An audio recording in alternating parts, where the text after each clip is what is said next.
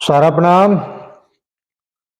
सहारा India परिवार के मेरे प्यारे कर्तव्योगी साथियों और सहारा से जुड़े समस्त निवेशकर्तागण का एक बार फिर से स्वागत है। दोस्तों, मुझे नहीं पता किसी ने लिखा है पर कि जब भी आपका हौसला आसमान की बुलंदियों पर जाएगा, कोई न कोई तो ऐसा है जो आपके पंख काटने आएगा। इसीलिए ये कहा जाता है कि जो भी आपका आलोचक है उसके बारे में ज़्यादा सोचने का ज़रूरत नहीं है। वो एक तरीके से आपका हितैषी ही है। एक तो वो आपकी कमियों को उजागर कर रहा है और दूसरा उसको सुधारने का मौका भी आपको वो दे रहा है। इसीलिए मैं फिर दोबारा से आप लोगों से आग्रह ज़रूर करना चाहूँगा कि अपने हौसलों को गिरने न दें। आप यकीन मानिए, इस साल के किसी भी महीने में किसी भी दिन ऐसा फैसला ज़रूर आएगा जिस दिन आपके ऊपर किए हुए कमेंट और आपके ऊपर जो भी उल्टा सीधा गलत सा बोलते हैं उनके ज़बान पर ताला लगेगा और आप फिर से उस बुलंदियों को छुएंगे जहां से आपने इसको ख़त्म किया था। दोस्तों, सहारा इंडिया परिवार का एक अलग कल्चर है, अलग व्यवस्था, अलग सिस्टम, पूरा का पूरा शुरू से लेके अभी तक आप लोगों ने देखा है। हाँ, प्रॉब्लम समस्या इस बीच में बहुत गहराई हैं। तमाम हमारे साथी इससे विचलित भी हुए हैं और सोशल मीडिया पर इसको लेकर तमाम उल्टा सीधा लिखते रहते हैं। जो भी व्यक्ति उस बीच, चाहे वो पोस्ट के माध्यम से हो, चाहे मेरे जैसा कोई व्यक्ति वीडियो बना के आपके बीच से अपनी बातों को रखने का प्रयास करता हो, उनको कंडम करने के लोग हमेशा एक्टिव रहते हैं और उनके हौसले को गिराने का भी काम करते हैं। इसीलिए हम इन सबको नज़रअंदाज करते हुए आगे की तरफ बढ़ेंगे और किसी भी हालत में तब तक नहीं रुकेंगे जब तक हमें अपनी मंजिल न मिल जाए। दोस्तों, अभी 20 तारीख की मीटिंग के बारे में मैंने पिछले वीडियो में बोला था कि ऐसी इन्फॉर्मेशन है कि एक मीटिंग होने वाला है जिसमें जो भी सूचना होगा उसको हम लोग अपडेट देंगे। शायद वो गलत है या सही ये तो मैं नहीं कह सकता, लेकिन मीटिंग तो ज़रूर हुआ है और शायद सोशल मीडिया पर एक फ़ोटो क्लिक भी घूम रहा है। अब वो कैसा है कैसा नहीं ये नहीं कह सकता, लेकिन मीटिंग तो ज़रूर हुआ है। और उस मीटिंग में जैसा कि मेरे पास इन्फॉर्मेशन है कि अभी जो 5 फरवरी का जो सुप्रीम कोर्ट का एक हेयरिंग जो होने वाला है, सुनवाई जो होने वाला है, उसको लेकर भी बहुत सारी बातें, बहुत सारी चर्चाएं वहाँ पर हुआ है और आगे की क्या कार्य पद्धति रहेगी, क्या कार्य योजना रहेगी, इन सारी बातों को लेकर बहुत सारी जानकारियाँ एक दूसरे के बीच में साझा की गई हैं।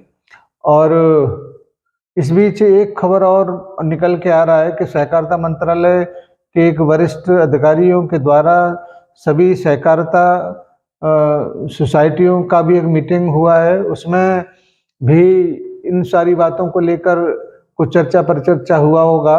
इसका पूरा जानकारी तो अभी तक उपलब्ध नहीं है, लेकिन सहारा से संबंधित जो मीटिंग हुआ है उसका थोड़ा सा जानकारी बात करने पर मिला है कि जिस चीज़ को सहारा सीरीज अधूरा छोड़ गए थे उसको सहारा इंडिया का जो भी शीर्ष प्रबंधन है उसको पूरी तरह से समाप्त करके ही दम लेगा। और इसी का ये नतीजा है कि जब भी सुप्रीम कोर्ट की हियरिंग हो रहा है उसमें कपिल सिब्बल जी अपनी बहुत महत्वपूर्ण भूमिका निभा रहे हैं और उम्मीद की जा रही है कि 5 तारीख को जो भी दिशा निर्देश सेबी को या जो रियल इस्टेट की जो कंपनियां हैं उन दोनों कंपनियों को दिया है, मानी सुप्रीम कोर्ट ने 1,000 करोड़ रुपए के लगभग का ड्राफ्ट अदालत में जमा कराने का, उन सारे बातों पर विचार होगा, क्या हुआ क्या नहीं हुआ और आने वाले समय में क्या होने जा रहा है उसका भी दिशा निर्देश 5 तारीख को माननीय सुप्रीम कोर्ट इस बीच आपके बीच में रखेगा। इस तरीके की बातचीत या इस तरीके की मीटिंग फिजूल में तो कोई करेगा नहीं। निश्चित रूप से आगे का जो भी प्लानिंग होगा उसको सोशल मीडिया पर भी नहीं दिया जा सकता। मगर अगर इस मामले को लेकर अगर शीर्ष प्रबंधन एक्टिव है तो निश्चित रूप से इस बात को आप मान ही लीजिए कि चुपचाप तो नहीं बैठा होगा, कुछ न कुछ तो योजनाएं उसके पास जरूर होंगी। मैं आशावादी हूँ और कभी हिम्मत न हारना मैंने सीखा नहीं है, लेकिन हमारे बहुत सारे लोग इन सारी बातों को थोड़ा सा फिजूल समझते हैं। मगर इन्हीं सारी बातों से बहुत सारे लोग को संजीवनी भी मिलती है। शायद वो समझे न समझें, मगर मैं इस बात को समझता हूँ कि हमारे बहुत सारे लोग वीडियो को देखकर हौसला अफजाई भी रखते हैं और अन्य दूसरों को इस वीडियो के लिंक को या वीडियो को अग्रसर करके दूसरे लोगों को भी सहायता करते हैं। इसीलिए विलम्ब हुआ है, इसमें कोई दो राय नहीं है। इसको सुप्रीम कोर्ट भी मानता है, माने सारा प्रबंधन भी मानता है कि विलम्ब हो गया, बहुत काफ़ी हो गया। लेकिन ऐसा इलाज ढूंढा जाए कि फिर दोबारा से वो बीमारी उत्पन्न ही ना हो और बीमारी को जड़ से समाप्त किया जाए। उसी की तरफ माने सुप्रीम कोर्ट अग्रसर है और सहारनीय परिवार भी इसी बात को लेकर थोड़ा सा इंतजार भी कर रहा है कि एक बार ये जड़ से समाप्त हो जाए तो फिर नए सिरे से पारी की शुरुआत किया जाए।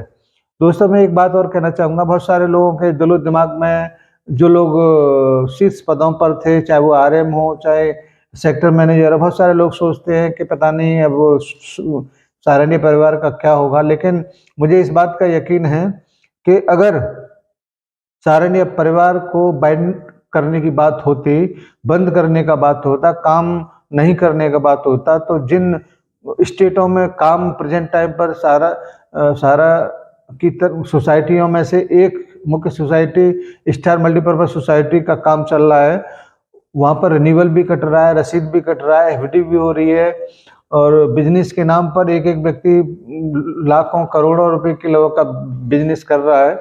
तो 3 सोसाइटियों पर काम रोक देना भुगतान न होने के आरोप के कारण है। और जैसे इस संबंध में माने सुप्रीम कोर्ट सहारा के पक्ष को सुनेगा, इन सारी चीज़ों को ध्वस्त कर दिया जाएगा और हम एक बार फिर से पुनर्जीवित होकर आपके समक्ष फिर दोबारा से उन्हीं सेवाओं को लेकर तत्पर रहेंगे जो सेवाएं पिछले 45 वर्षों से सहारनीय परिवार कर रहा है।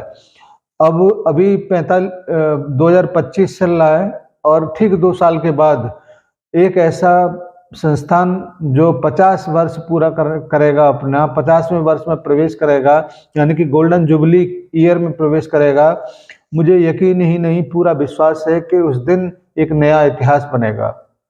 इसीलिए उस इतिहास के साक्षी बनने के लिए अपने आप को थोड़ा सा हौसला दीजिए, हिम्मत दीजिए और हर परिस्थिति में खड़े रहने का एक विश्वास दिखाइए, क्योंकि आस्था और विश्वास बहुत ही नाजुक चीज़ें हैं। अगर आपके मन में कहीं से दुविधा है तो कोई आस्था कोई विश्वास काम नहीं करेगा, मगर दुविधा नहीं है और दृढ़ निश्चय है, विश्वास है, तो फिर आप पत्थर में ईश्वर को देख सकते हैं। हमारा जो भी विश्वास सहारनीय परिवार को लेकर है वो बहुत दृढ़ है और हम इस बात को निश्चित रूप से मानते हैं कि हम आज नहीं तो कल विजेता के तौर पर उभरेंगे। इसीलिए किसी भी व्यक्ति को, साथी को, जमाकर्ता को थोड़े से और इंतजार की ज़रूरत है। इतना लंबा संघर्ष सुखद फल लेके जरूर आएगा। धन्यवाद आप सभी को, और नई जानकारी जैसे ही मिलती है आपके बीच में उपस्थित होंगे। तब तक के लिए सभी को सादर सादर प्रणाम। जय हिंद। सभी निवेशक साथियों को नमस्कार। जय हिंद, सादर सादर प्रणाम।